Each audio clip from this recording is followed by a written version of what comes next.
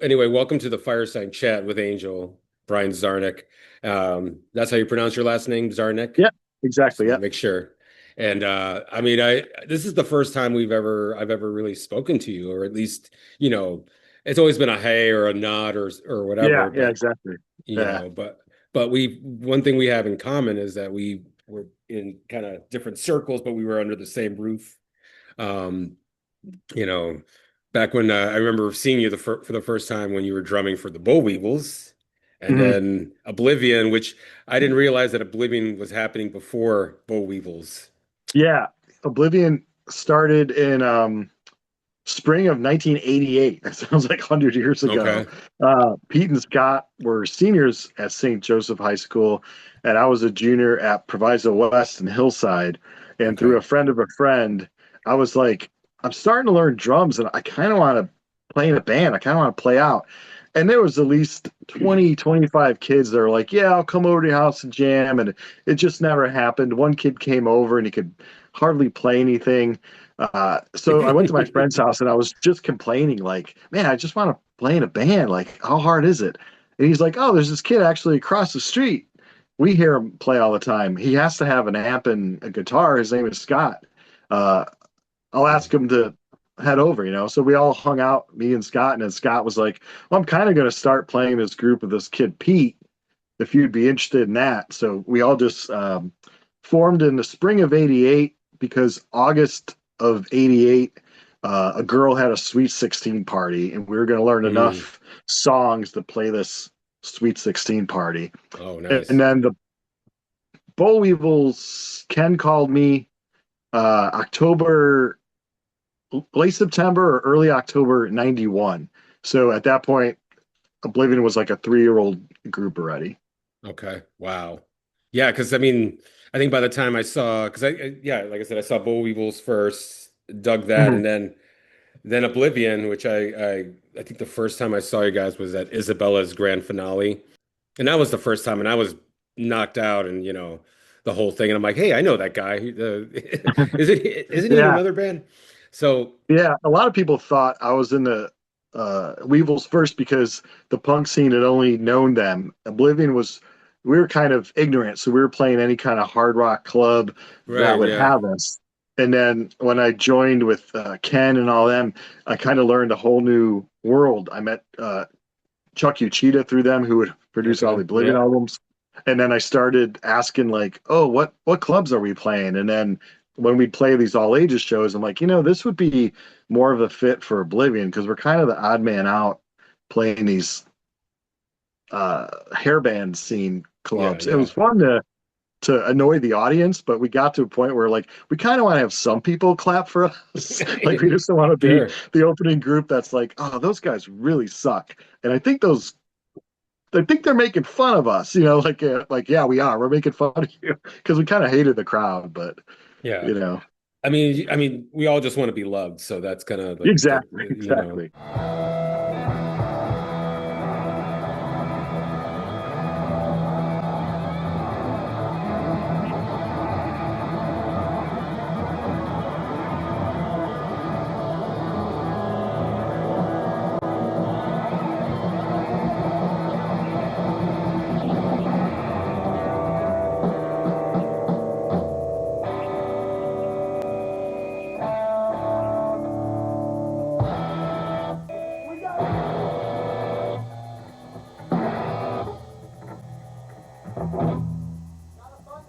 We got the beat.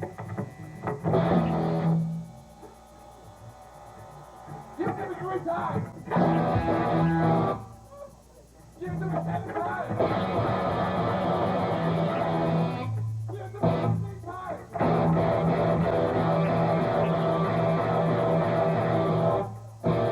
Give it to me 2 times. Give it to me 4 times.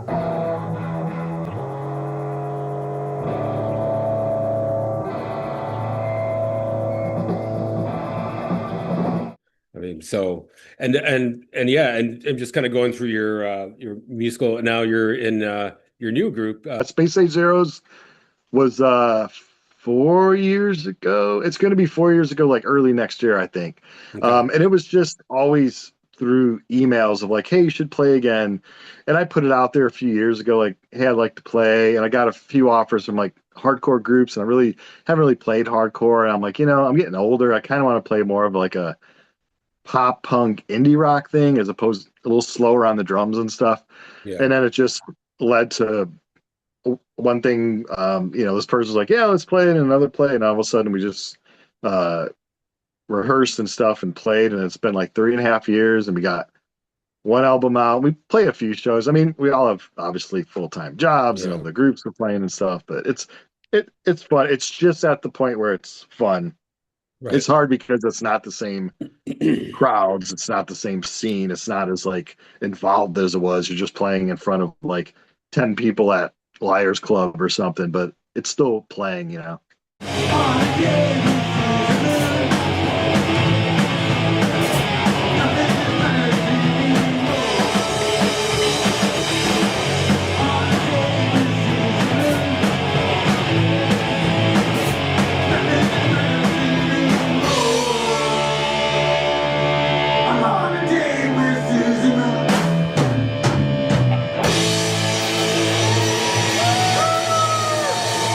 Oh yeah, no, I mean I think it, yeah, especially like compared to the crowds that we used to play to, where it was, Yeah. yeah, it seemed a little bit more.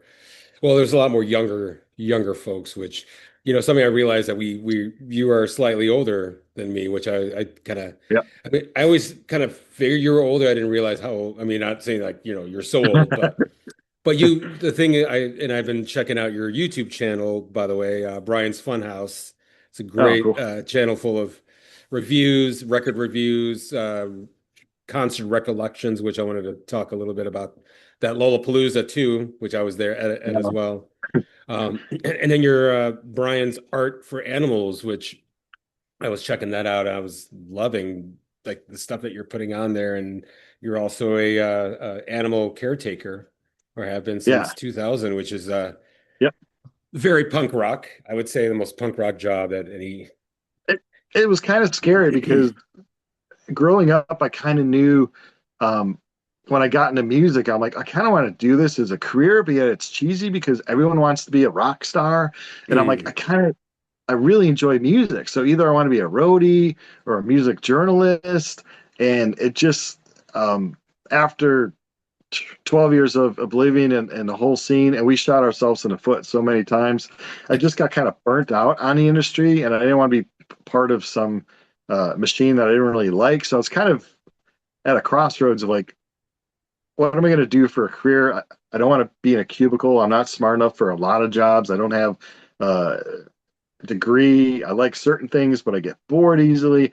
And it just so happened that I started helping at a small zoo, and then I got hired at a uh, larger zoo, and then just learned the trade from inside, which is rare because now if you're going to apply at a zoological park, if you don't have degrees and stuff, they probably aren't going to look at you too much. But I got in just at the point where they were kind of willing to take a chance on people to work for low pay in yeah. Florida, where I started. And you can learn experience, and just as long as you weren't a complete fool, you could, You can. hold on to your job. But Okay. I like it a So, lot because it's never the same thing twice. yeah, yeah. And just from the way, the videos on that channel, which and it seems like it's let's see, let me check your stats here because I was just looking at it. So, I mean, I'm just going to read the description. So Brian's Art for Animals, wildlife videos and more on YouTube since 2007. Your views, referring to me, have saved animals, and you've donated over 15,000 from the channel Yeah, alone. I feel bad because I used to make a lot more on YouTube. There's one point where I almost considered it like full time, but at that point, my highest earnings were like 08, 09-ish. So the whole Yeah. influencer thing wasn't a thing. So I didn't know how to like produce myself to jump that full time travel animal channel level. And I wasn't really sure if I wanted to travel all the time. But for a while, I was able to, I'd earn anywhere from like 800 to 1,200 a month. And then I'd use like 200 of that for some animal charity or something like that. And I thought, okay, this is going to be great. And then all of a sudden, I don't know, about 8 years ago, the views just dropped. And it actually was a cool thing in a sense, because when I created the channel, I was always hoping, like, I wish all these safari parks in Africa would film their own content. And I wish all these zoos and animal sanctuaries would film their own content. And then all these places film their own content, and then it killed my channel. But that's all right. Because for a while, I was like one of the only animal channels on YouTube. I mean, it seems like you kind of got into at least in the ground floor. I mean, I kind of kicked myself for not starting this channel during the pandemic, but yeah. But yeah, like, I mean, and I forgot to mention two other groups that you were involved in.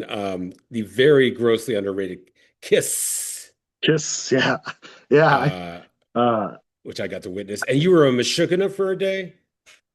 For a day, yeah. At was that Crawl Space? It was in Chicago. Yeah, I think it was the Lower Link building, or it was, I guess it used to be Club Lower Link. I was there, and I was playing drums, and I think that's the show that they must have played more songs. And then Ryan from Wine Press was there. I think he played the other part of the set, and then he became their full-time drummer. I think they realized, like, okay, this guy sucks, but let's get Ryan from yeah. So it's like, okay, we're gonna be playing soon, I think. Where are you? Let me get on my cell phone. Oh, wait. No. Wait. So you're just like, oh, okay, I don't know. So ask Brian from Oblivion, can you play our song? He's like, I don't know. Maybe I asked you. I don't remember. But Brian did it, like, pretty okay. I was like, oh, that's pretty good. Like, I'm sure maybe he didn't see paying attention to us. I don't know. Right. It's not like we had this catalog of records. We had like 1 7-inch out or something. Yeah. So, and then it's like, oh, we're gonna play a second show. Okay, maybe he'll be here for that. He didn't show up for that. Oh. So, So Ryan, the guy that eventually became our drummer, he was in this band called Wine Press. Yes. At the time. Like, do you want to play this the second set? And he did, and he like nailed it. I was like, wow. But yeah, and one time I did a sound check for No Empathy at the Metro, and that was awesome. Oh, geez. I knew their songs, and I looked up to that group. I looked at them as like the old punk rockers, and they were just a few years older than me. But yeah, their drummer was late from work or something, and I sat behind the drums, and I just loved it. It was a high point.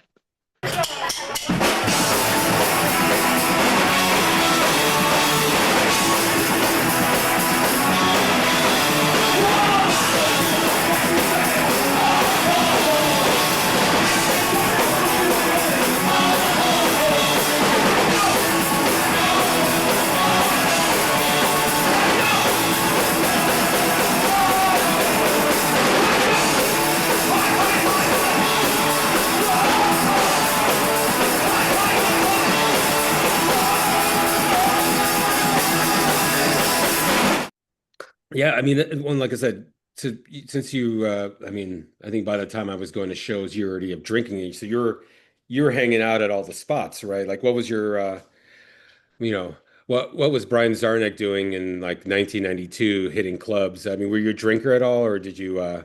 No, I wasn't really a big drinker, and with Pete too, he wasn't really a big drinker. So we went to 950 Exit. I saw Jughead from Screeching Weasel at Exit, and I walked up to him. It was kind of funny. I was like, man, I really love your band. I just saw you guys, blah, blah. And he straight out just looked at me. He's like, I come here to dance. And I'm like, oh, that's cool. I'll be over here. So pretty much like, yeah, dude, whatever. Just leave me alone. I come here to dance.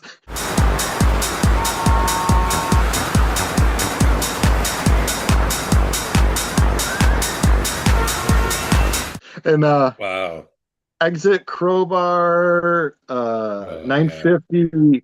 Neo was always awesome. Neo was great. But yeah, I didn't really drink, but I just wanted to hear like the weird music. I was trying to absorb it all because I came from like in '88, listening to Crew and Rat, and then in '89 starting to listen to like Anthrax and harder bands, and then all of a sudden it was like Revolting Cocks, and then more punk rock, and then local punk rock around late '89.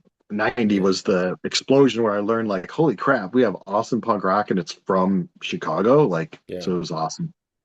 Yeah. No, I had the same kind of trajectory as far as music goes. I although not so much metal, definitely a lot of classic rock. Okay. Yeah. Yeah. But then I started finding stuff like, Frank Zappa, then The Residents, just kind of these weird little things that, plus Yeah. I worked at a record store in Wheeling Oh, called that's cool. Hip Cat Records when I was like Okay. 13. So I was getting turned on to all that stuff. But yeah, I could see like the hair metal thing going, and then all of a sudden, yeah, you had your Anthrax, Slayer, and then like the Red Hot Chili Peppers and PIL, and Yeah. then all of a sudden, yeah, it gets Yeah. Because there's only pre-grunge. so much you can hear about the all the hair bands were like, it's a party Saturday night. Let's hang out with chicks. It's like, okay, that's fun for a few years. But I'm Yeah. kind of starting to get, older. I'm like 18, 19, 20 now. And I'm starting to concern myself with what the real world is going to be about. So I was Mhm. looking for like what kind of angry music or what kind of music that has lyrics that's just not, hey, let's have a great weekend, Yeah. theme, which is cool. There's a place for that. And I still listen to Rat and all those groups now. But at that point, I really wanted more. And then when I learned about indie rock and alternative rock, I was just blown away. I'm like, okay, yeah, this is the music I want to listen to. And do you have family that turned you on? And what if that informed you, or were you kind of paid attention, I guess, if you heard something when you were Yeah, I younger? always loved music. I think I was listening to MET and The Loop, and Okay. we had a rim on our garage, so I was always shooting hoop in the yard, and I always had to have music on. So it was like REO and Sticks and stuff like that. And I really thought like, oh, this is great. I love listening to music. It would be cool to actually learn an instrument, to play music. So my older brother and sister, who are just a few years older than me, they had Ozzy Blizzard of Oz.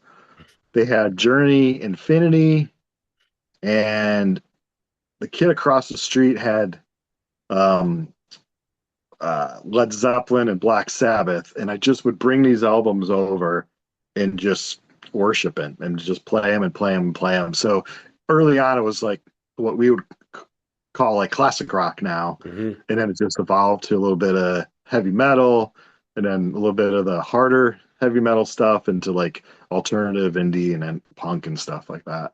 Okay. But And yeah, music was I always just loved music.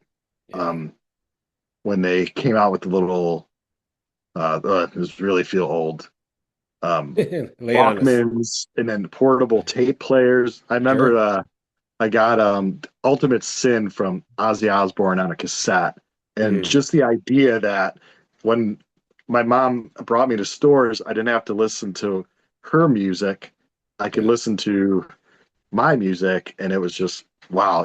We're all spoiled now because we have a phone that equals computer equals music Hmm. equals everything. But it was such a huge ordeal. Like, is it okay if I bring my tape player? She's like, okay, I can bring your tape player. And I was just like, this is the music I love. I don't Yeah. want to listen to your country music. It's killing Yeah. me. When are you gonna understand that I hate that shit-kicking music of yours? Shit-kicking, shit-kicking, shit-kicking! Oh, your mom was a country fan? Yeah, I think it was what was the station back? US 99, I US. think Yeah, was. yeah. She Oh, brought me to see some okay artists. I mean, I went to the Grand Ole Opry, which is oh, like a classic place now. sure, yeah. I went there as a kid and saw Porter Wagner and groups like or Oh. performers like that. And I saw Ronnie Millsap at Poplar Creek. So every once in a while, it was like okay performers. Hmm. But the interesting thing is, my mom saw Elvis in like 71 and I think 74. And her thing was every tour from that point on, she would bring a kid. But he passed away when it was creeping up on the turn that I was supposed to have. And I was like, oh, I could have saw Elvis, Oh, the king, so the king of rock and roll. oh wow, that's so you were just a little bit close there. That's cool. Yeah, yeah. If he would have just held on there for a few more years, I could have Yeah. seen him. But yeah. But yeah, the whole seeing her into Elvis, it really opened up the door of like how people perceive musicians and rock Mhm. stars. And as a kid, I'm like, hell yeah, I want that. I want people to think I'm like the coolest ever. And then you join the punk scene where it's anti that, and I'm like, oh, okay. I finally played in a band that's starting to get a little popular, but we're really not. So then Oblivion would kind of poke fun at that whole thing of like, hey, we're sort of stars, and stuff like that. It was kind of fun. Me and Pete uh, drew up a lot of stupid plans for shows and stuff where we would come in certain outfits. We would have a theme to the show, and poor Scott was always left out, and he would show up to the show like, oh, I didn't know we were wearing drag tonight, or I didn't know we were gonna eat fried chicken between every song tonight. Like, why do you guys tell me this stuff? We're like, I don't know, it's just me, Pete, spur of the moment. Damn it! You guys don't have to trick me. You're my friends. Stupid Yeah, stuff. that's right. You guys kind of had a performance art vibe about Yeah, it, which could be yeah. One of the either, stupidest. yeah. We we played Arlington Heights VF Hall, and there was this girl, probably like 16 or 17, and she was really short and skinny. And I just said something to Pete. I'm like, it would be cool if we, after our first song, we felt threatened by her and asked security to throw her out. And Pete was like, I don't think this place has security. I'm like, oh. And he's like, I know. We'll be security and we'll throw this girl out. So she got a kick out of it. The first 2 or 3 songs, we would stop, then throw her outside, and she'd come in. But like with Oblivion, we didn't really have a good sense of when the humor became annoying. So like Okay. the like 8th, 9th, 10th song in, stopping after every song and throwing this girl out. After a while, she was like, "Okay, guys, this is enough." I mean, Peter like, "Well, we can't stop now. We just gotta keep throwing her." And her friends would like try to hold on to her, like, "No, stop throwing her outside." We're like, "We can't. She's aggressive. We need her out. We're not playing." But yeah, it was just a lot of stupid humor. That's like Cheer Accident. What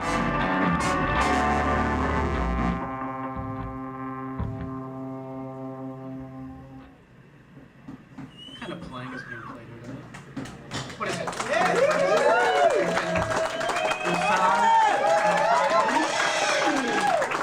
Shut up! What the fuck do you think I'm running here? What kind of shit is going on in the...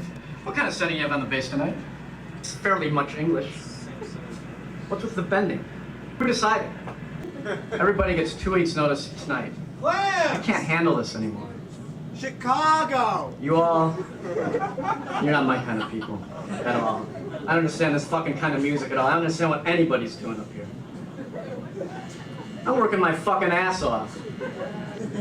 If you put that mouthpiece into that bell one more time, I'm gonna take your fucking horn and break it across my knee. Afraid you won't be heard? Is that it? I'll turn the motherfucker off altogether and see what kind of band you got up there without all the assistants. You're all fucking high school bullshit jive artists. Jive me for the last fucking time. You got 2 sets to make up your mind, or I get me an all LA band tomorrow night. Don't think it's not possible. It's very fucking possible. I've had it with you guys. I'll give each one of you motherfuckers a cut in salary the time I get off this fucking stage.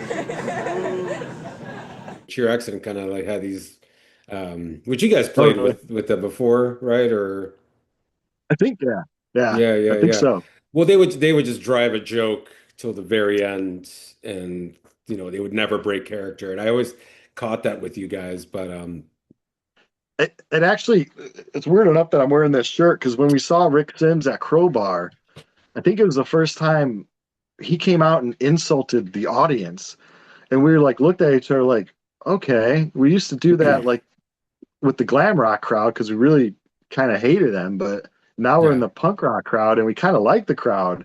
But you think the crowd would be okay? We just insulted them. So me and Pete would just, so it's all because of Rick Sims. We saw at the Crowbar, he was insulting the crowd, and we're like, oh, this is awesome. The crowd realizes that it's a joke, and it's this well-played joke, and it's humor, and it's the crowd gets to talk to the person on stage gets to talk to the crowd. So there's none of that, like, we're the person on stage, and you're just the crowd sort of thing. So it was really cool. Can I say motherfuckers here or not?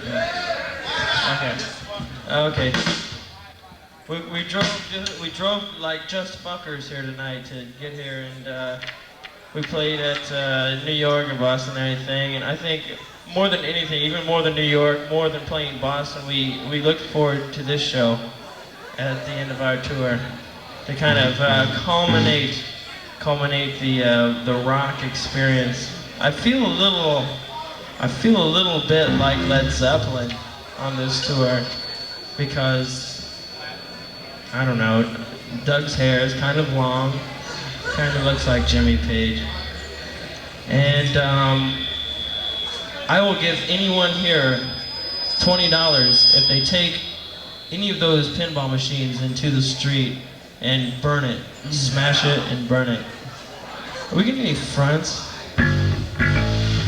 Because I sunk a shitload of quarters in them pieces of fucking shit, only to have them go right down the middle every time, you know?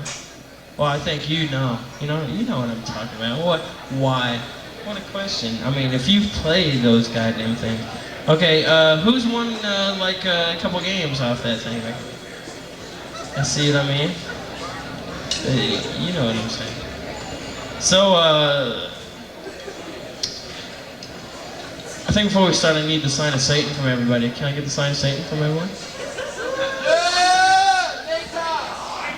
Yeah, and that was one thing I really enjoyed about going once I started going to shows, especially at McGregor's, which I like to Yeah. hear some stories about McGregor's. But yeah, I just saw how like the line between audience and band was just dismantled, and that Yeah. was probably, I think that's when it really finally came, clicked to me. Like this is the scene I've been looking for. But so like as far as your drumming, so I'm a drummer as well, and I love your playing. It's very melodic. Oh, I mean, thanks. it's a very distinct sound on everything you've done. But like what was that your first instrument, or did you try other ones?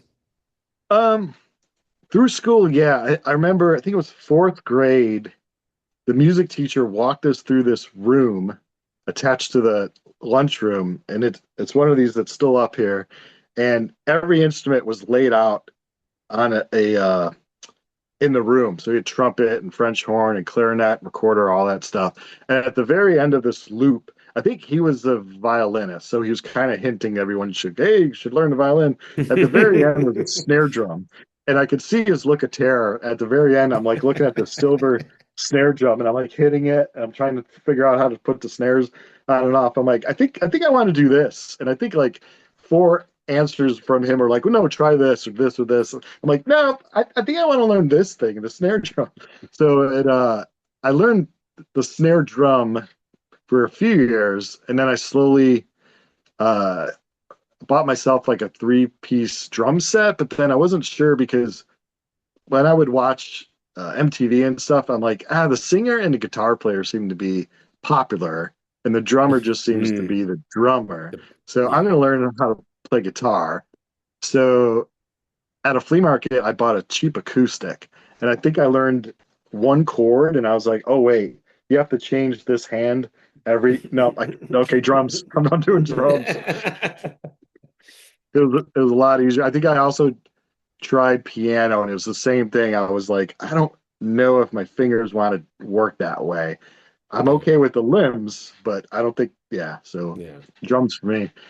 Um, what appealed you to drums? Like, why did you start drumming? So kind of almost the same, I've been a huge music fan since I was a kid, and it wasn't until much later, especially when I heard punk rock, where I'm like, I really want to play music somehow. Or actually, it was punk rock and Pink Floyd. It was the Yeah. where the two where the my influences, and I really wanted to play like David Gilmour and do like. So I took guitar lessons for like two guitar lessons, and I'm like, I can't do this. Like, I got to learn Mary has had a little lamb, but and I was listening to a lot of like definitely the Beatles and the Who and and Pink Floyd, and just kind of I happened to get a pair of drumsticks, and I just would bang on my pillow. Plus, I'm probably undiagnosed ADHD, so I have a lot of energy. So I think, that was something that kind of centered me. And on top of that, my favorite drummer, or one of my favorite drummers, was Keith Moon, Oh, okay. and I was love the how he played and the theatrics and everything. I'm like, I want to do that. And Yeah. then, and of course, Decline of Western Civilization, watching that and just seeing like, I really want to do that. And, Yeah. seeing Robo playing and Don Bowles, the Germs, and just like, this is cool. I really want to get that. So yeah. And I had a friend who was a couple years older than me that I met when I first moved to Wheeling, who was learning how to play guitar. His name is Martin Layfelt. Shout out to you. He was learning how to play guitar. I was kind of learning how to play drums, and we were learning together. And now he's like a super amazing musician, and I'm just a drummer. So just Yeah, it's but interesting that you said Wheelings. I think in the late 70s, early 80s, I used to go to the Wheeling Flea Market as a kid, and that's where I bought a lot of my first LPs okay. was at the Wheeling Flea Market. And then you said Pink Floyd is weird. My parents, they bought like a refrigerator or a freezer, and I took the cardboard that it came in and I created this wall around my small drum set.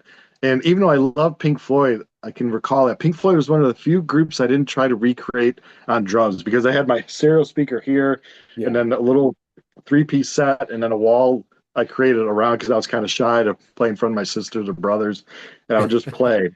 But I remember seeing The Wall and was like, oh, this is what I kind of want to do. I want to be in a Mm, band that can create a movie and have yeah. actors play roles. And yeah, I, I love Pink yeah. Floyd. Yeah, and I actually saw The Wall as a kid in the theater. I was what, 8? And because yeah, so like my dad turned me on to I mean, he indoctrinated us into the Beatles, so I heard a lot of that, the Monkees, and then yeah, and then he happened to have like, the classic 4 Pink Floyd albums, Dark Side and Up to the Wall, and I'm like, Yeah. this is something cool. And I think about that group, and they kind of, it's as a kid, I think sound effects on records are really cool. So Yeah. Yeah. and I think kids love that kind of stuff. But it was also like like listening to their record is like it's like an amusement ride. Just kind of you're kind of going, in this crazy journey, and there's lots of sounds and there's lots of, voices. I don't know. I mean, that stuff really, and That's what a shame about the whole streaming thing is it's one song and you have a little icon picture. I recall like 2112 from Rush. I would open the album up and like look at the pictures and try to figure out what the lyrics were all about and like watch the album spin on my turn. It was like a whole experience. sure, yeah. But here, music is just a snippet because we're so, it's like short attention span, everything. Yeah, I think my friend Mark Hostler from Negative Land said something about that, like how, artists spend so much time. And I mean, obviously you putting out new music now and my group putting out new music, even though like we're putting so much work, the playing the songs, recording them, the sequencing, the map, yeah, everything, to only have like somebody be like, oh, this is a cool tune, and just putting it on their playlist or something. I Yeah. mean, I'm Yeah. Play okay. for half a minute. Yeah. I mean, I've always joked like, if we ever, if we're going to stream our music, especially this new record that we're working on, a rock opera with the Oh, Geezers, nice. doing it all in one track, see how that goes. Nice. Nice.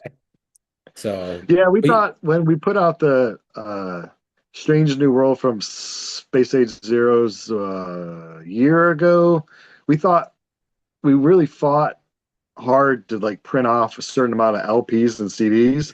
mm, And now we have a closet full of LPs and CDs because no one wants to purchase physical media. But for me, it didn't feel complete. It didn't feel like we're actually putting music out until I can hold the yeah, LP and say, okay, this is out. But yeah, it's just people are like, I'll come to a show, and they come to a show and they're like, yeah, I'll just stream a few of your songs and stuff on Spotify. uh, And I'm like, no, no, buy the album. We put a lot of yeah, work into it, but yeah, it's a new age. So yeah, we're really trying to think like for our new album, is it even worth it to yeah. put it on physical format anymore? Just, I mean, yeah, especially if you're going to sit on it. And also, so and is it with Mystic Records, the Yeah. Yeah, legend? we pretty So, much we sent our music out to, I don't know, about like 10 album people, and we're like, hey, who'd be interested? And I don't know a lot about that album label, but the person who used to run it kind of no longer. So there's this older woman who's in charge of it, and she oh, liked our sound. So she was like, we'll put it out and I'll take care of all the legal stuff and all the streaming stuff.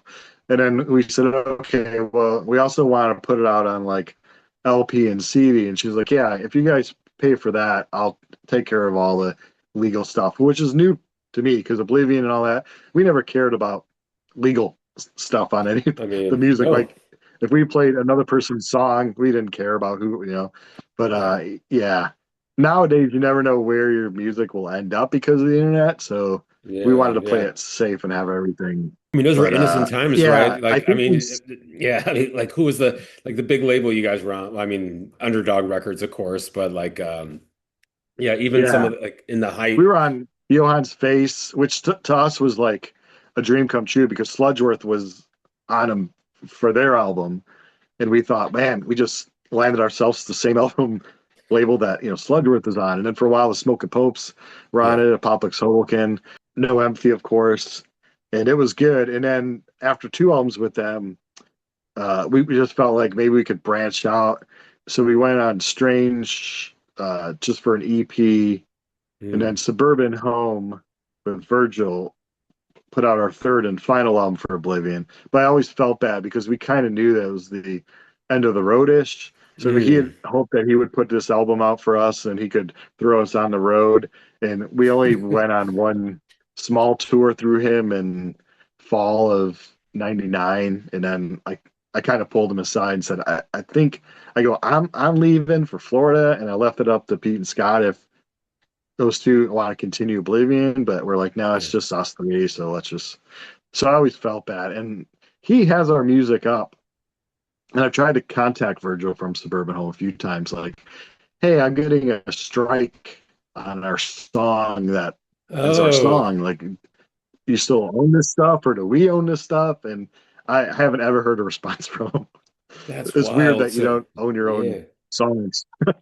I mean, no, it's yeah. So as a YouTube content maker as well, like I would consider we're neighbors in this field. I'm just getting started on it. Or it's been what a couple years, and yeah, like almost every video I've done always gets a strike, or I have to like trim something. So, but like Yeah, so you've had one with your own music and like yeah. yeah, like what's your experience like since you've been doing like all the YouTube and Um, for the first two albums, it's usually okay. It's that third album I'll get strikes. So when I do Brian's Funhouse, if I do like a concert review or if I'm talking, usually it's just for an event. I'll include like a song or two from the show.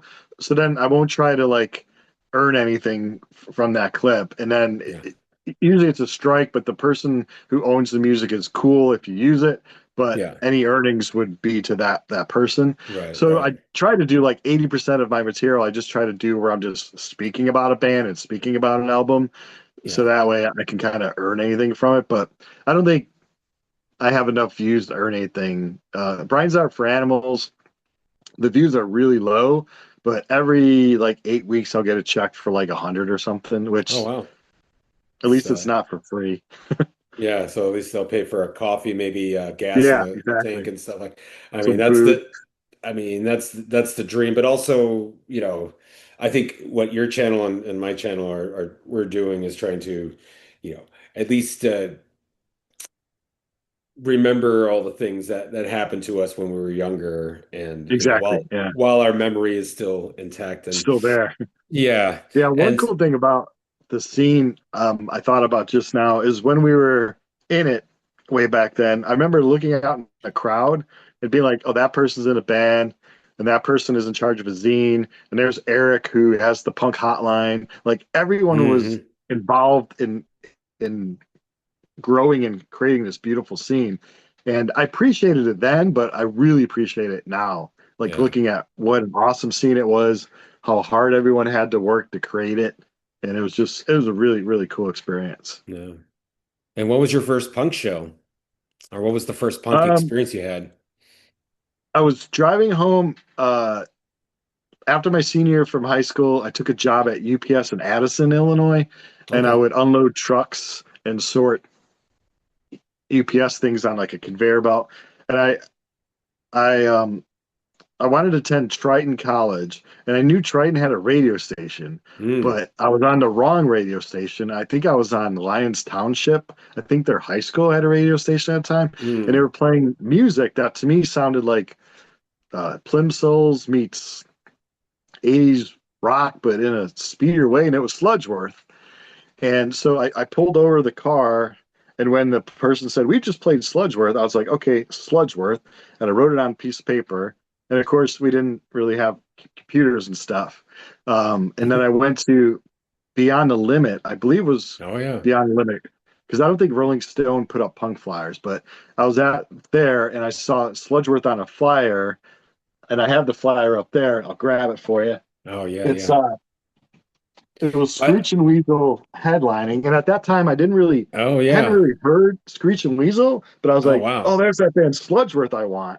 So Oh, I went to the show, uh, December 30th, 1990, okay. and I went for Sludgeworth, and then I went in there and just my head was blown. Yeah, yeah.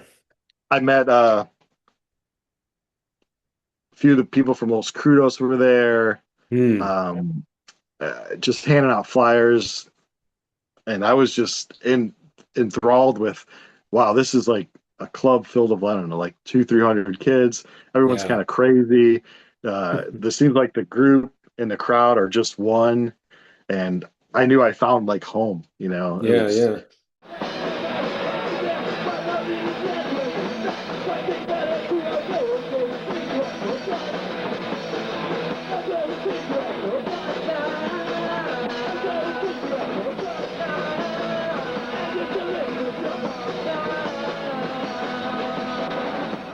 So that was my first punk rock show. And this is and I love that this is the fourth time Sludgeworth has come up on this channel, which is yeah. I Yeah. think so. Yeah, like I think between you, Johnny Personality, Andy from Andy Hoboken, have all talked about Sludgeworth, how important they were. Like what Yeah. because I caught them like probably towards the tail end, like when I saw them open for Rollins Band. Sorry, my Okay. cat is trying to claw. What's up? But yeah, so I saw Sludgeworth open for Rollins Band, and then I went to their very last show. So I missed like probably some of the best nights. But what was it about Sludgeworth? I think because it was like it had hooks, Yeah. uh, so it was like it wasn't harsh, like it wasn't hardcore, it wasn't really screaming or anything. Because I had to ease into it, so Oh, it was kind of like not classic rock, but it was like alternative rock, but like had a little bit of to it. But you could sing along to the choruses. yeah. Um, I bought their little 4-song EP at Beyond the Limit. I remember bringing it home, and it had the plunger, I think, on it and stuff like that. Yeah, So it was kind yeah, of like weird stuff as well. yeah. And I just liked them. And then the whole crowd. But soon after that, I saw Sludgeworth and Screech and Weasel play an over 21 show. And I was only 20 at the time, but I went, snuck in somehow. And I really learned about the whole scene then, that they're, Yeah. Sludgeworth and Screech and Weasel. And I think that spring after the Sludgeworth show, I saw Naked Ray Gun, and then the world just blew up after Sure, that. Because yeah. I had a guy, Pete's older brother Chris, had a friend, and he brought over some LPs to my house, and in there was like Throb Throb and stuff from Yeah. Ray Gun, and he left them for me for like a week or two, and I would just play it over and over, and I'm like, wow, this is just great stuff. Yeah. That's awesome. And as far as like on this channel, I have also talked about McGregor's quite a bit with um do you have any memories of McGregor's or Matt Nelson, the late Matt Nelson? Yeah, I never really talked with Matt too much. Um, Oblivion played there. on evenings that weren't punk evenings, so we had still a hard rock crowd. And Oh yeah. then I joined a Bollweevils, and we opened up for Screech and Weasel. We played an underdog night there as well. So we had a few shows there that were like the punk sort of crowd. I remember playing there. I really loved playing there because I'd seen the Sludgeworth and Screech and Weasel show there. So to me, it was Yeah. like, if I can somehow get on this stage, then it's going to be awesome. And we played a few shows there that were attended well, and a few shows there that weren't. But So but I remember and the Screech and Weasel show was great. It was a lot of people were there, so it was fun. yeah. No, I got to see, yeah, I think I saw Screeching Weasel twice there. Once it was like summer '92, which that show was off the chain. I think what was it? The Vindictives opened, Mm. uh Dry Heathens, you remember them? Yeah, yeah. Yeah, who that's another underrated band that nobody talks about is the Dry Heathens. Are you feeling sleepy? Are you wide awake? When they jump down for us, will you tremble and shake? Do you hear the calling? Can you see the lights? Or are you still looking for the thing that they call paradise? Paradise, paradise, everything's so green and nice. Paradise, paradise, everything is glistening like how long? And actually, I'm friends with Yeah, Mark. Pete from the Dry Heathens was we used his van to go on the first Weevil tour in '93. Oh, okay. But I remember Oh, Joey, yeah. I think I still have the letter. I reviewed, I don't know if it was Sludgeworth or Screech and Weasel, and I went to Triton College, which is a local community college, and I went to the newspaper's office, and they're like, "You got a package?" And they're like, "We don't have music reviews. We usually don't receive packages." It's kind of Yeah. weird. And I was like, "Okay." And they're like, "It's from Joey Vindictive." And I'm like, "Oh Oh, yeah, okay. it's like a punk rock thing. No one uses their real last names. We all create these Yeah. weird last names." So so I'm like, "Yeah." So then in it was this letter. It was like, "Hey, I saw that you reviewed some punk rock. I'm also a student at this school. You should review my group." And in it, I think with the first two EPs from them, and I listen, I'm like, "Oh, this is great. You know, this is like the Yeah. same snotty kind of um, music that I really love." So then I reviewed it, and then I ran into him, and we became friends for a while, uh, 90 to like, I don't know, 94-ish. Okay. And then after that, I just didn't see him around. But Oblivion and Yeah. them played a lot of shows together early on. I think he saw the humor in us. Um, so we played a lot Yeah. of the shows together with them. And then what year you joined them later, right? Like, Yeah. So that was like late 1997. okay. And then all the way up until close to 1999. Like I think like late 98. So not very And that long, was but after, was Trey the drummer before, or was, yeah, which I was trying to remember his name. I think when I forget who I think it was with Mike and Bob Byrne because we were trying to okay. remember his name. So Trey, who I had seen the Vindictives under a different name called the Vendettas Oh, at Joey Vindictive's house. He had like a birthday party. Well, I don't know if you were at that show, but I don't think so. But it's weird because Trey was kind of the unofficial first Oblivion drummer. oh, When, okay. when Pete and Scott were playing around in '88, Trey was a drummer that Pete and Scott would kind of play with. And Yeah. then Trey decided to go to like a drum corps camp. And that's why he couldn't really rehearse for the Sweet 16 that we were going to play. Oh, So okay. then years later, because Pete and I, we always hung out with Trey still. And then we saw him in the group, and I'm like, "Oh, cool. He's got a chance to play Oh, wow.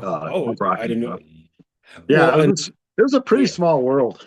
yeah, and I know so yeah, so Trey was I had seen them the Vindictives or as they were called the Vendettas for that party with Trey on drums and Mike Byrne on guitar. So and it Was was Blastoff still in the band? yes, so Billy was still in the Billy group. Black. Yeah, So because that was my weird claim to fame is I got him in that band. Joey called me. I forgot who. Oh yeah, Weasel was in the band, and he said, he's going to go full time with Screech and Weasel. Would you happen to know any guitar players? And I know Blast Off from Pete because they went to the same school. And I'm like, yeah, I that's know right. this They had a kid who band. might, Yeah, they had a yeah, band together, right? What was it called? I just saw the Amish name. Vomit, I think. Amish Vomit. Yes. Amish Vomit. I think I saw them play a party once. I think Trey was the drummer for Amish Vomit. Oh, So it was a okay. small, yeah, I think I saw him play a party. But yeah, I told Joey, I'm like, I think this kid would work. I mean, I said I thought he would work out really because he's the only one I knew that played guitar. So I Yeah. wasn't really like, Okay. oh, he'd be a perfect fit. I'm like, okay, Joey Vindictive just asked me if I know any guitar players. Who do I? Oh yeah, I know one guitar player. Hey, Czarnik, do you know any good guitar players for our band? That's my Hey, joke. Billy Hey. Watt. Yeah. Uh, Oh, yeah, no, I yeah, had a lot. Yeah, he's a cool dude, just very I mean, did you have to block out a certain amount of hours to talk to him sometimes? Just yeah, I mean, but I mean, we'd always have really heavy talks. Usually a lot of stuff about music. It was always, his yeah, thoughts yeah. about the music scene. And I didn't know he was a student at Triton. No, so Pete went to Rosary College, which is near Triton. Okay. I forget what it's called now, some kind of Christian university. But way back when the early Oblivion shows, our crowd was just students who Pete knew. So Okay. I went to Triton, which was like the public thing, and then Pete went to the other school, which was like more of like a Christian school and stuff. And then he knew Blastoff from there. And at that school, we played with the Vindictives Halloween 91 or Halloween 92. We actually played there. And Oh, okay. Joey was like, what are we doing? I'm like, What are we we're doing playing here? a lunchroom. He's like, I'm playing a lunchroom. Like, don't worry, we're all getting paid. The important thing is we're all getting paid. Oh, But I yeah, heard about this show actually. oh, really? Yeah, for some reason it was like because the Vindictives rare. I mean, they didn't play a lot of shows. I Yeah, think in their no, yeah. lifetime. Somebody, No, the Rocco, he thinks it's about at least 12 shows that they played in total. I want to say wow, 12 to wow. 14, but that Rosary College show, and that's with Eric Elsewhere and Ben Weasel when they were in that. Yeah, So you, it's a shame because that's one group that I always thought had they played more consistently would have mhm. been huge, huge. I Yeah. mean, every show that they played, I saw the crowd was crazy for them. The crowd knew all the words. I mean, Yeah. I'm even up in the front like that says my face. That says my face. I'm like, this is the best band. And then yeah, and then you wouldn't hear from them for a long time. I'm like, man, you Yeah. guys just gotta play. But Yeah. it was just I like a would. curse or something. Well, Joey's like, I want to keep these shows special. That was, like, Yeah, yeah. you want to dole it out. You want them, what did he say? What does he say? Yeah, you want to keep them coming for more. That was Yeah. that I was his remember his philosophy. store. Yeah. Oh, And me dummy and room. Pete, Yeah. we had a joke because we'd be like, we are the only dummy in this dummy room because the store for some reason flopped, and it was such an amazing store. I think had that store been placed in like Wicker Park or somewhere, Yeah. it'd been fine. But it just was at a weird location, and then the club was short lived. Oh, it was a kitty tail, and then the club There's was so Mittens. short lived, which was a shame. But Here's hey, Lucille here. mittens! Ah, I love cats. Yeah. I heard about your But yeah, how's Nina? we How's used to Nina? always she I don't know. It's been kind of weird. Nina, the little dog, she's 11, and just this evening I was able to broil some chicken. I got a little bit of chicken in her, so I'm kind of keeping an Okay. eye. She's on the floor here, kind of keeping an eye to see if she'll throw it up or poop it out the other end. But Yeah. yeah, she got really sick, and we're assuming it's she's acting like it's food poisoning, but we don't know what she would have Huh. had. But yeah, she's just sleeping all the time. So Yeah. we're hoping a little things like here and there. She wagged her tail for the first time in like 24 hours, and she used the stairs for the first time in 24. So we're seeing small improvements. Okay. So we'll see if she holds the food down. But yeah, I Okay. get attached to animals so much. I hear you. I had a cat in the Oblivion years who I was really attached to. And it was like we'd be playing on stage, and I would think, man, I'm in a hurry. I kind of want to go home and hang out with my cat. So I'd be playing drums, and there's people hopping off the stage and 300 kids in a sweaty club. And I'm Yeah. like, the dream for me now is to finish this song, grab some Taco Bell on the way home, and just kind of hang out with my cat. Oh, that's how we feel with, well, we have two cats, but our dog Mochi, like whenever we go, whenever we go to shows or do stuff, it's like we're constantly thinking of that dog. Like, is he okay? Yeah, yeah. But Yeah, I like animals. There's an honesty and there's an innocence about yeah. them. Hmm. Like if you're having a horrible time or whatever, you come home and there's Yeah. a cat or a dog that just can't wait to hang out with you. And it's like you start feeling good, about Yeah. yourself and about everything. Well, they say it's good for mental health. So, um, but yeah, back to the Yeah, dummy yeah. room, And which, Lord knows we all need that. yeah, no, exactly. But back to the dummy room. So, another question I've asked a few people. Were you supposed to play at the infamous dummy room show at Yeah. Isabella? Were I you? Yeah. Well, can I you tell me a brought little my bit about drum that? stool there. I, I think for the drum set, I was supposed to be required to bring my drum stool, and I want to say my snare drum stand. So I got there early and Okay. saw the show leading up to the whole explosion of it. Yeah. I was inside, I think, for like the first two or three bands, and Yeah. then I stepped outside the club because I had a friend that was going to show up. So I was outside waiting for her, and I had just walked kind of far on the opposite side where I think if you're looking at the club, the store was to the left. I think I Yeah. walked to the right and I turned and saw Paul Fink shooting out and hearing a whole bunch of stories where Joey had a gun. Joey, no, he Yeah. didn't have a gun, but he did have a gun. Yeah. And then Yeah. I went into the club, and yeah, that's when just the thing blew out. But Yeah. Oblivion was supposed to play. I think it was two or three more groups that Oblivion was supposed to play, and then a few more groups, and then Weevils were supposed to play towards the evening time. So yeah, I was supposed to play it twice over there, but Oh, wow. yeah, it just didn't. And then I was going to write an article for. I don't think Punk Planet was a thing, so I wonder if it was MRR. And that week, Joey called me, Weasel called me, and they wanted to know like how I was going to word the article because they didn't want to look horrible.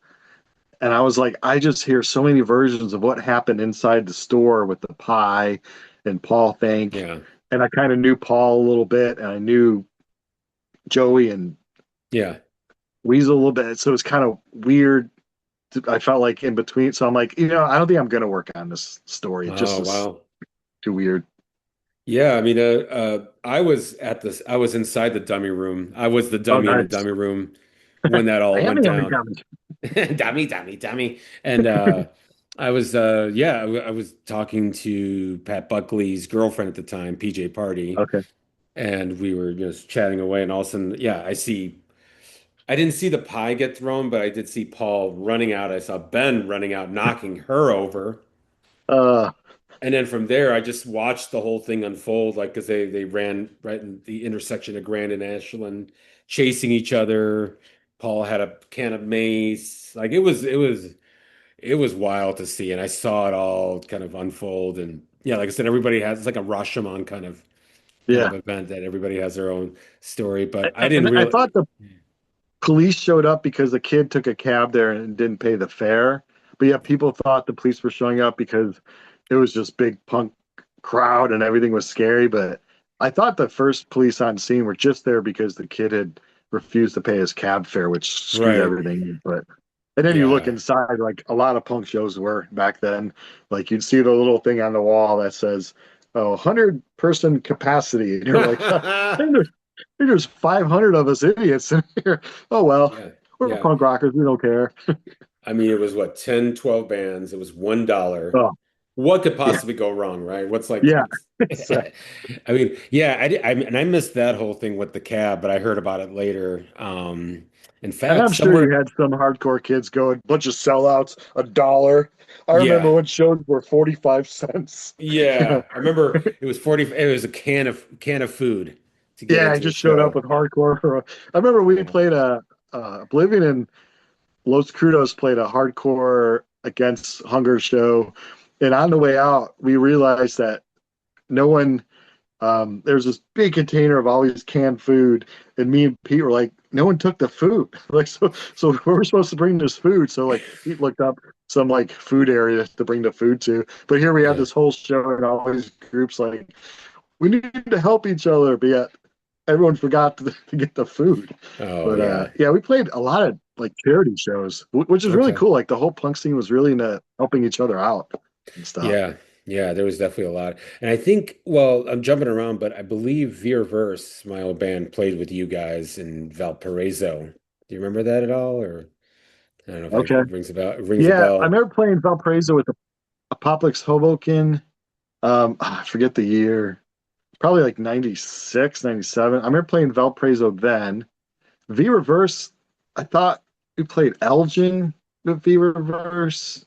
Yes. Because Or I don't think we ever played with Ape Bark. I think Ape Bark was kind of not a thing anymore when Oblivion started to play in the punk scene. I know I saw Ape Bark, yeah. but I don't think, yeah, I think every time we played with Ward, it was in V Reverse or it was in Kiss, which I remember me, Pete, and Chuck were Kiss.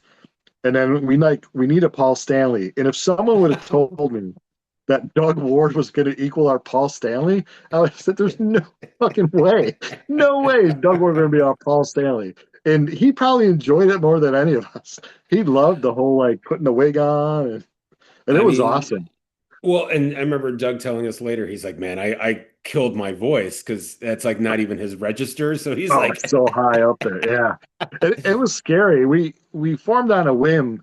Oblivion had played Corpus Christi, which is oh, all the way down, and then on the way up, we had hours to talk about music, and we convinced Chuck, me, and Pete somehow, like we should play some Kiss songs and have a Kiss set, and yeah, then from the drive from Corpus Christi to Chicago went from we should play a few songs to like, okay, we're gonna form this band. We're gonna wear sweatpants to show that we're still punk and blue collar, but we have to wear everything perfect and we have to learn the songs perfect. yeah. And then I don't know if Pete or Chuck asked Doug Ward to be Paul Stanley, but we had some awesome shows. And then towards the end, we had like I don't know if it was emails or snail mail letters, but offers to go to Wisconsin to play. And these were Oh, like substantial offers. And at the same time, I'm like, wait a minute, I work my ass off in these punk bands. And it's like climbing a ladder half step at a time. And then you join a cover or tribute band and the yeah. world is your oyster. I'm like, Yeah, all of a that sudden, yeah, sucks. your dance card's open. Yeah, I mean, Yeah. it's one thing when it's a labor of love, and it's another when it becomes your job, which, and I think I've talked about this with Andy as well, and I feel like the same thing that was kind of going on with you guys was that, once, Oblivion obviously seemed like you guys were like it was a sustainable thing, or at least, For a short while. Yeah. for sure while we're at a peak. But then when did it start to become like this is not fun anymore? Or because obviously everybody's Um, dream is, you know, yeah, get to do that's a this good for a living. question. Yeah. Uh, I mean, with the whole Nirvana broke 91, so that seemed to be like clubs were more open to hear stranger music. And Mm. then Green Day, Offspring broke 94. And when Green Day broke, it became easier for groups, especially like Oblivion, to just because we had a weird name. People always drew Oblivion like it was Slayer or something, and then they would throw us on like a hardcore bill, and we'd show up and we're like, hey Yeah. Chewbacca, and we're like, I don't know, this really isn't a good fit. But so around 94, it became a possibility, and we all said like after we toured 94, we're like, if things are still fun for us in summer of 95, let's just quit our jobs and let's try the whole dream. Let's just try for it. But we had a lot of rules. We didn't want to sign to a big label. We didn't want to play like a lot of the corporate clubs. We didn't want to smooze other groups. All things that you probably should do if you want music as a career. You should, because we played a lot of shows. We just played with unheard of groups because we didn't want to really smooze like the Queers to play a show or certain groups that were touring at the time. We didn't really want to ask them for help or anything. So 95, we went full time.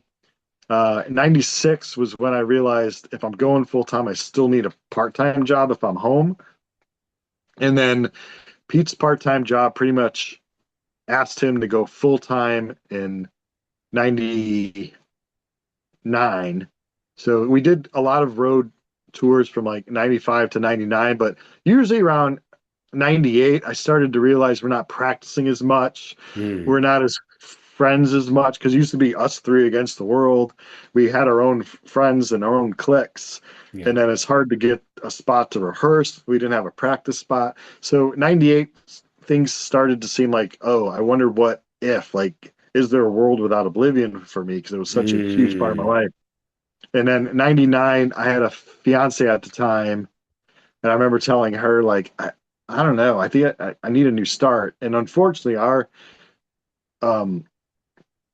we didn't really gel that well. So I wasn't having a great time with the band.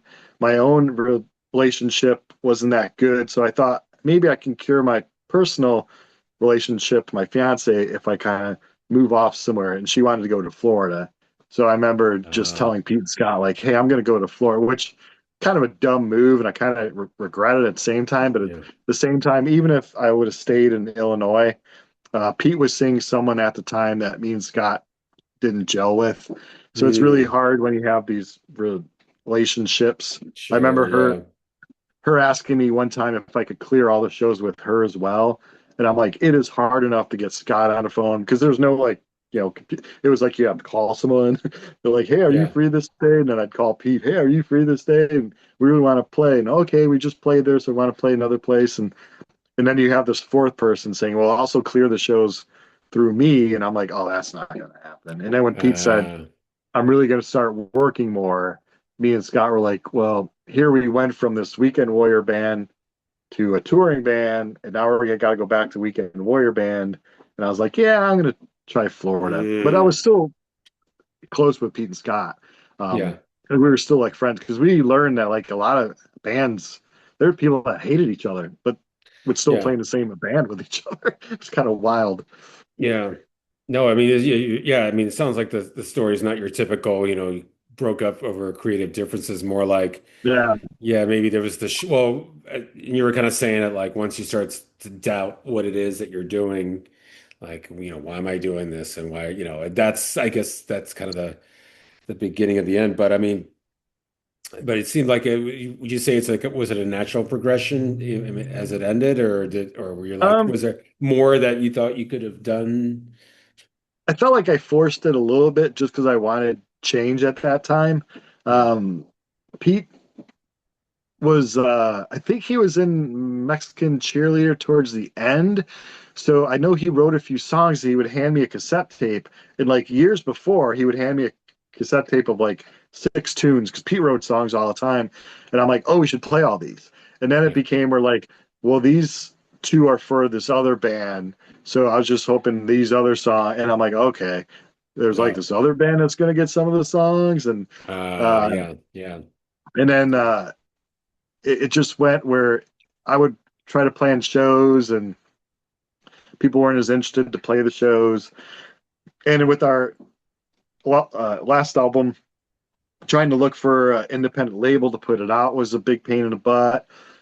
Try to go out on the road was a pain in the butt. And we were spoiled in Chicago, but as soon as we left the Champaign area, it was pulling teeth because we never played with other big groups. I think we played with other known groups probably less than 4 or 5 times. It was always us plus this unknown group from the local town, or us headlining. We're like, we don't want to headline when we tour because we're totally obscure. No one knows us. It was hard playing shows in front of 10 people, in front of 6 people, in front of 2 people, Oh yeah. Mhm. time after time. It was such a weird thing to be spoiled at home. And then you're on the road. And I don't know why we never toured with the Public Solo King, because we played a lot of hometown shows with I them. mean, But yeah, that's so it's almost like you guys were kind of doing things a little yeah. harder.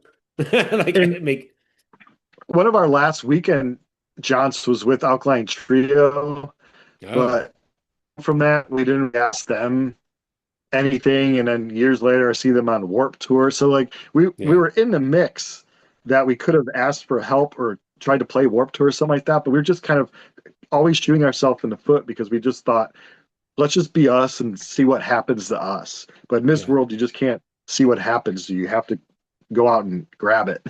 Yeah. but Yeah. but I'm extremely proud of the legacy. I mean, here we are in 2025, and I'll still get some kid will email me like, "Hey, my older brother or my parents had your CD, and I really love it."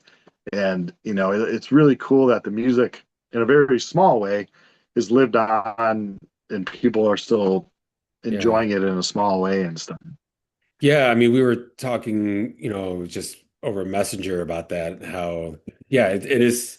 I mean, talking with Rocco really gave me just confidence knowing that, there's kids that are like just about to be 18 who are hearing this music for the Yeah, first time, or who are like, watching this channel, your channel, and just like, oh, because it is, yeah. I mean, and I appreciated all the, just the scene in general and yeah. Like just how, yeah, a few years ago, we had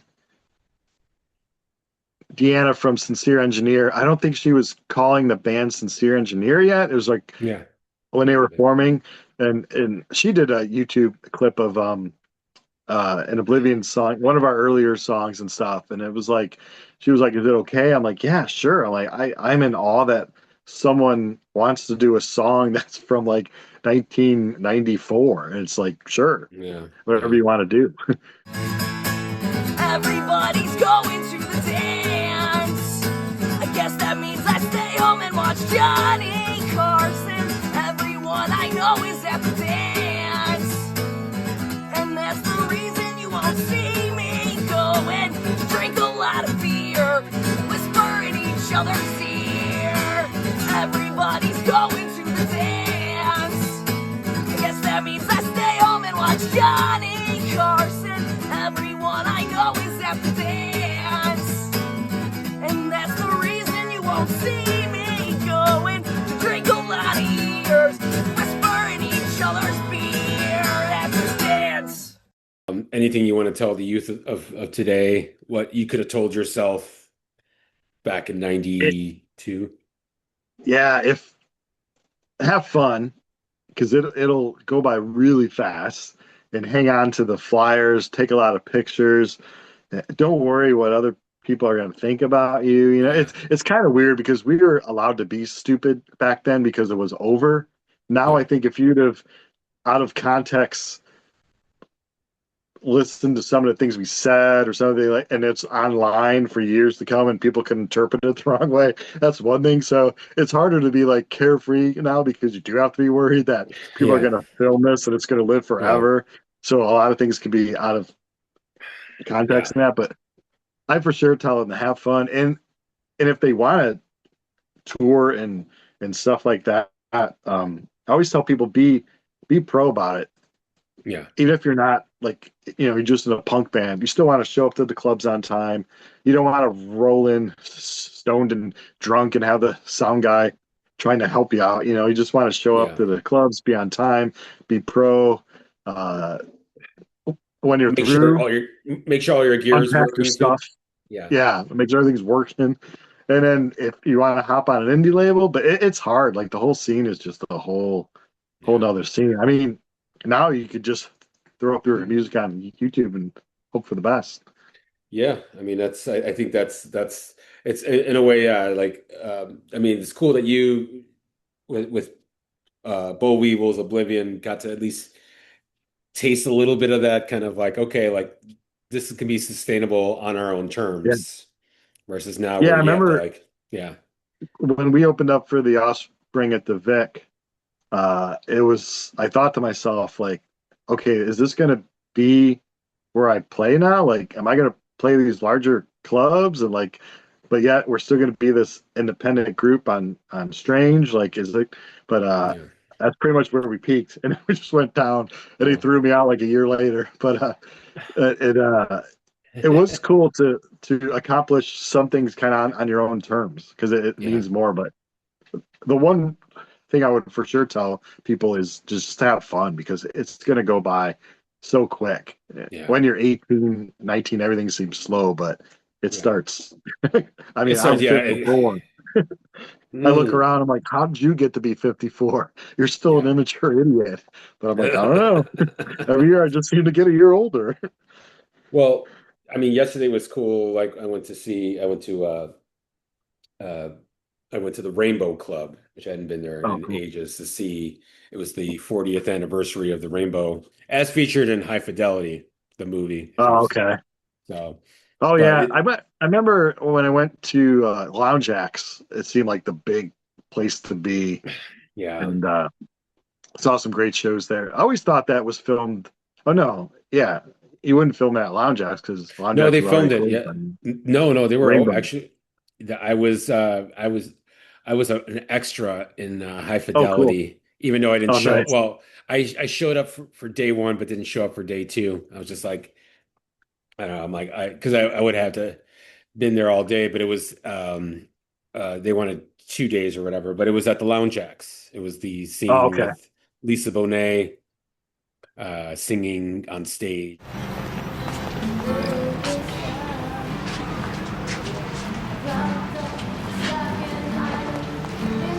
Is that Peter fucking Frampton?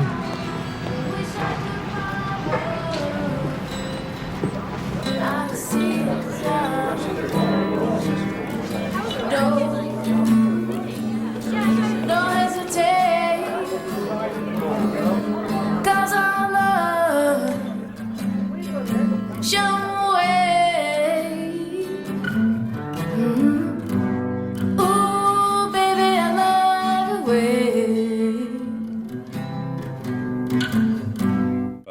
But I was there last night to see the band Fax, which is Brian Case's group from 90 Day Men. This really cool group, 5 a.m. Sky, which is like drums and pedal steel, and then my friend Tim Kinsella's group with his wife Kinsella and Pulse LLC. But what was cool about that show was just like seeing everybody that. So like I've been around different circles. Sometimes the circles intersect. Like Yeah. obviously I think with Kinsella it's McGregor's. There's that connection, and just a lot. But it's like guys our age who are still going to shows, still making music that's just as important and just as like new as anything that came out back then. But the only difference nowadays is like even if it's just one show that you're going to and you get enough sleep, the next day just sucks. I don't know. I don't know Yeah, how it how do is. you do these days with It would be a dream of mine if all the shows would end by 10 because I went to some yay? clubs and I'm like, what do you mean you're starting at 11? I'm like, 11. But Yeah. I have a job where you kind of want to be alert and stuff, and there's, Yeah. You don't want to get clawed yeah, or you like don't want to get eaten by something. I start as early as 6 a.m. sometimes. So okay. yeah, there are shows when if I'm playing or seeing a show that I could really enjoy more if I know ahead of time and then I ask off of work the next day, or if I ask if I can come in later. As a kid, if I slept 3, 4 hours, I was fine. Now, Yeah. if I get only 4 hours of sleep, I'll be paying for it for a few days. Mm-hmm. Yeah, I But was I, def yeah. I think it's cool that you're still seeing shows because I can't imagine because I work with people that are just like, oh, I just come home and that's it. I'm like, Yeah. how do you not go out? And people are like, no, I'm too old for that. I'm like, no, you're not, man. Go see, Yeah. go have fun. So Yeah. I love seeing shows whenever I can. It's awesome if I don't have work the next day. It helps out a lot. But yeah, it's fun seeing So you shows. so you didn't have to work you didn't have to work the next day after Oasis? No, I took off ahead of time for that one. I Yeah. took off for I worked that afternoon till like 4. Then I jumped on a train, saw Oasis. I somehow uploaded all the pictures I took at that show on a hard drive, and then I threw them out on accident. So I'm kind of upset, but it's kind of like old school where you didn't always have pictures for everything anyway. And then I had off work the next day, and I saw My Chemical Romance the next day, and then had off of work the next day after that. Yeah. And that was the 2 of 5 sold out events that happened at Soldier Field that weekend. So you're kind of a part of history, sort of. Yeah, I mean, you know. Yeah. It's not the ideal place to see a show. I mean, my favorite place to see a show would be like the Vic or something smaller than the Vic. Yeah. You know, I like small shows a lot more. Yeah, I mean, the last like arena show was 9 Inch Nails, which great show, great presentation. I mean, it made up for not going to see or missing most of Lollapalooza 91. And that's a long story, but I ended up missing everybody except for Susie and the Banshees and Jane's Addiction, who I wanted to see Jane's Addiction. That's horrible. My car overheated on the way to that, but I got enough. Me and my friend John went, and my car overheated on Harlem Avenue, but somehow I got a can of water or tube of water somewhere, and I just poured enough into it, and I was able to get the car to I think it was called the World Amphitheater at that point. Yeah, World Music Theater. I always try to show up to shows as early as and insanely early.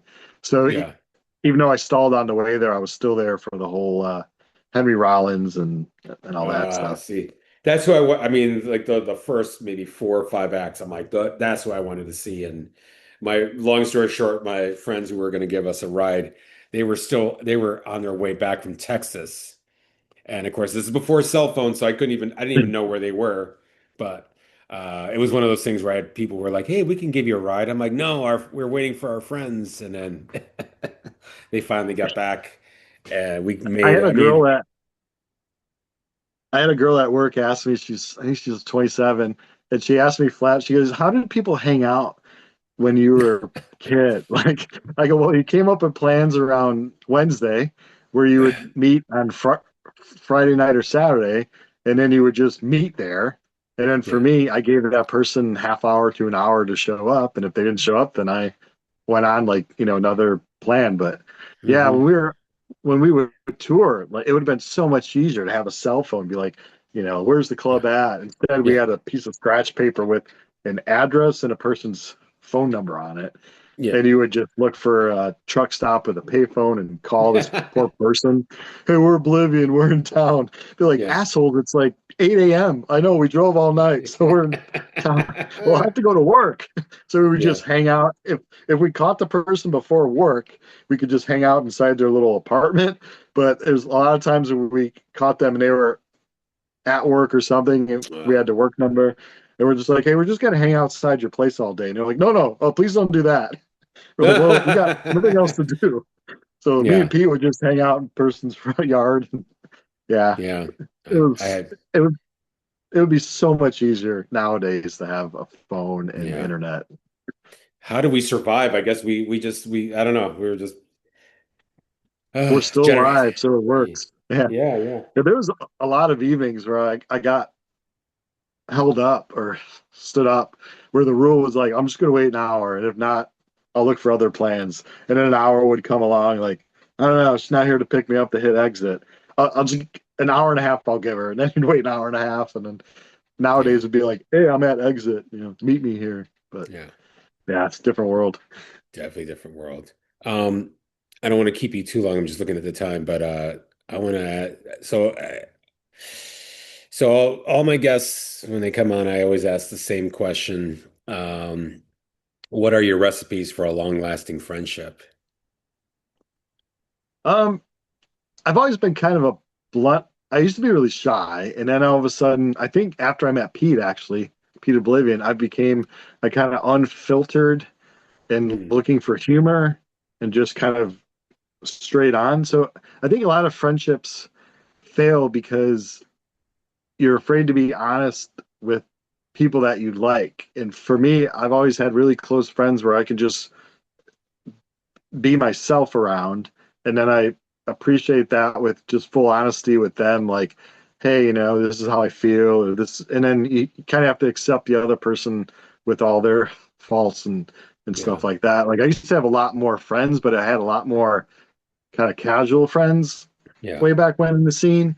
But nowadays I have fewer friends, but I'm a lot closer to the Yeah. friends than I had. But yeah, I would just say be straightforward and honest and appreciate each other, because as you get older, it sucks to see a friend pass away, or you just hear about a friend you had and they passed away and you're like, man, I wish we could have hung out a few more times or this or that. But yeah, you really start appreciating everyone around you as you get older.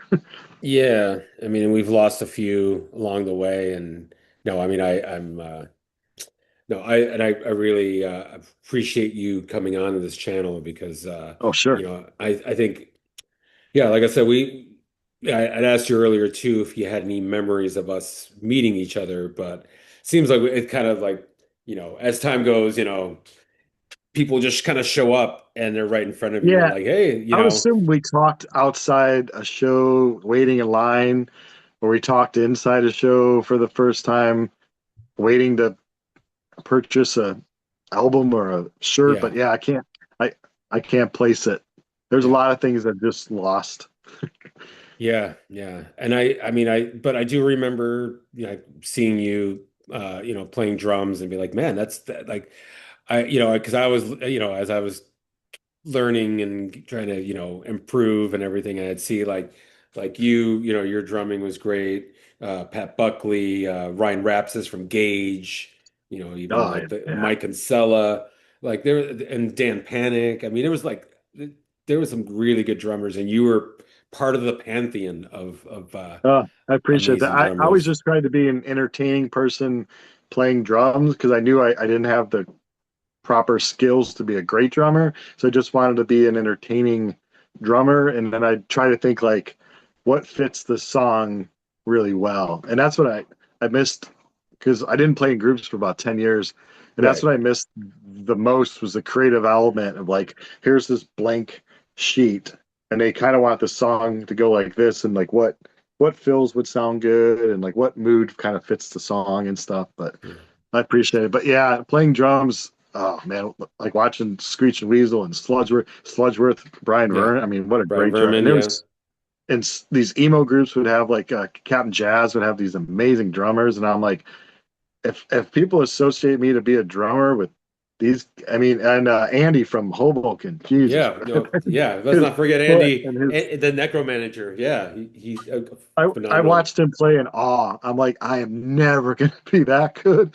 But Yeah. heck, if it's awesome that we're friends, and Oblivion's playing with Hoboken, and he just killed the set every time I saw him. He was playing a hell of a great show. He's an Yeah. amazing drummer.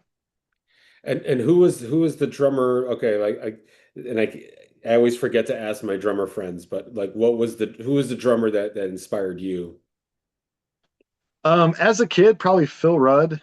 I mean, Oh yeah. I learned to play drums to Highway to Hell because I could hear the hi hat, I could hear the kick drum, I could hear the snare drum, and I took one drum lesson from a kid who kind of said, "Yeah, this is how you hit the hi hat. This is how you would sit on the stool," and then and that was it. So I took snare drum lessons, but I never took like drum set lessons.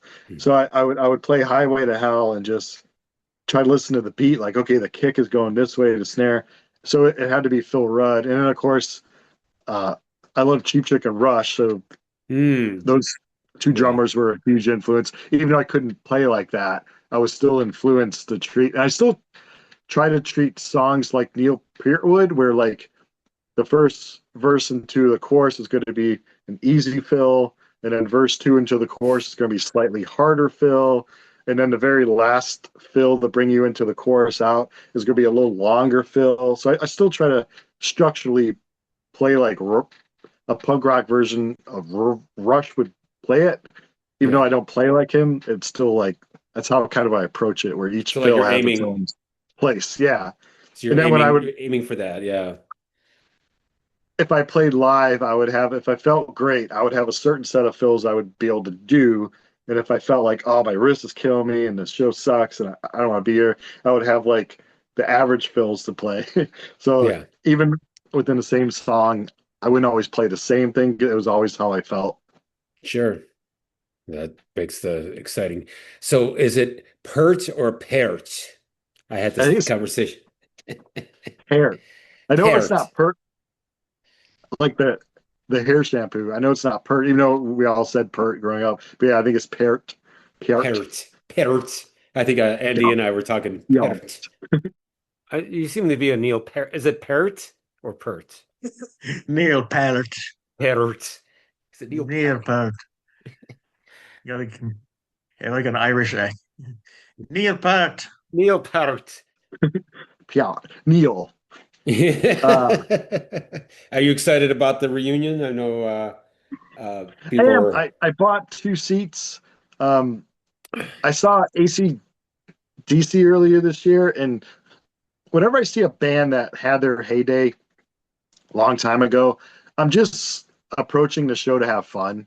Yeah. And I know a lot of fans are probably gonna be like air drumming and they want to hear the Neil Peart fills exactly. For me, I I just want to have fun and I just want to listen to music. So my expectations whenever I see groups with older people like the Rolling Stones or somebody is really low. I'm just Yeah. looking to have fun, but Yeah. seats were not cheap. I wish seats were a little cheaper, but Yeah. it is what it is. Yeah. I mean, I just actually before we came on, I saw that you had posted a video of like your concert or your ticket stubs and how much, Yeah. shows were. And yeah, I mean, like, I think the most I remember paying back in '89 was when I saw PIL. I think it was like Oh, okay. Oh, $25. oh, that's huge. A lot of money. And I'm like at the Riviera, I'm like, whoa, Oh, like I gotta do some more extra chores in order to like get that ticket money. But yeah, I it's remember playing crazy. shows, and it was always like shows were $5. Every Yeah. once in a while, a club would be like, "Well, we're going to charge 6," and we have to like think about it. Are we screwing our fans over? Are we Yeah, are we sticking it to them if we ask them for $6 instead of right. 5? And it would like hurt us. Like, I don't know. I don't know if we want to do this show. They're going to have $6 at the door. I mean, that's $6. And treating it like this big, huge. And now I'm like, oh God, it's $6. Like, what's the big Yeah. deal? It's like I almost want to give more nowadays. If it's like really like, can I just keep the change? Yeah, you guys need Yeah, it. yeah, yeah. Yeah, I try to. Yeah, I mean, I have so many black shirts, but whenever I see a group, um, and if the group is on tour for sure, I buy a shirt. I buy something I know there's a profit in the group for. yeah. I mean, well, that's what I always say. Like, uh, audience, whoever's watching this, please support your local bands. Please support Yes. your local venues. Please support your local drummer and animal handler, most importantly. Yeah. Yeah, drummers need clapping too. Like we're behind the set. We're so far removed from a lot of the action, but Yeah. every once in a while, if I see eyes like looking up at me, I'm like, "Hey, I'm playing drums. I'm playing for Hi, I'm here you. too. I'm not getting paid, but hi, how are you?" Yeah, yeah, exactly. I'm here. Give the drummer some, please. Come on. Yeah. Anything you want to plug? Last words? I think you plugged everything I'm involved in, and I appreciate you having me on this channel. Yeah. It's awesome to chat. I'm here in my little room all the time listening to music, so I don't really talk to the humans too much. And at work, I work with animals, and I try to avoid people a lot. So it's nice to get a chat. And we were all just part of a very special scene. And the older I get, the more I appreciate how special that whole scene was, and just how blessed we were to be a Yeah. part of just a great, great scene. No, I agree. Yeah. I mean, and I like I said, I'm hopeful with the younger generation. Hopefully they see this and they're like, okay, like kind of, because there hasn't been really any No. spiritual successor to the Fireside, to McGregor's. There has, and I mean, I know there's like, there's house shows, there's DIY shows still happening, but as far as a culture hub, and I think, well, Yeah, yes, yesterday being at the Rainbow, even though it's 21 and over, it's like this is a culture hub. This is like, that's cool. it's something that is important and is needed. But yeah, I'm just hoping for the young kids to kind of you know, take the reins because I'm too tired to do it. And you have to create your own scene because no one's out there is going to hand you a scene. You know, you have to create, you have to promote the groups, show up to the shows, purchase the t-shirts. I don't know if zines are still a thing, but create a zine. Yes, they're online still at least. zines. Let everyone know. Yeah. Yeah. No, I mean, yeah, exactly. So, all right. But Brian Czarnik, let's see, Brian's Funhouse. And I mean, and hopefully after this it changes, but Brian's Art for Animals. Please check out Super Age Zeros. I know there's a show coming up next month, so stay tuned. But anyway, thank you so much, Brian. Thanks for coming on. Cool. Sure, no problem. And this is Firesign Chat. Bye. Bye. This song's about having a crush on a girl that doesn't want anything to do with you. You guys should all relate. This song's called On a Date with Susan Moon.